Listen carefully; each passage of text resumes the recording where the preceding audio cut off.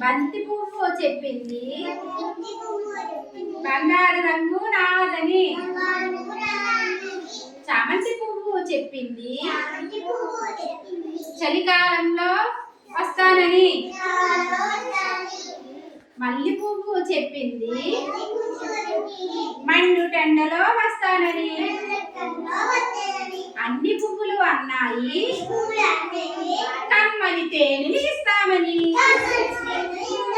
మళ్ళీ గులాబీ పువ్వు చెప్పింది పువ్వుల రాణిని నేనని. బంతి పువ్వు చెప్పింది బంగారు రంగు నాదని. చామంతి పువ్వు చెప్పింది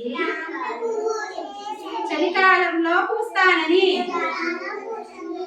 మల్లి పువ్వు చెప్పింది మండు టెండలో వస్తానని. అన్ని పువ్వులు అన్నాయి కమ్మని తేనెలు ఇస్తామని.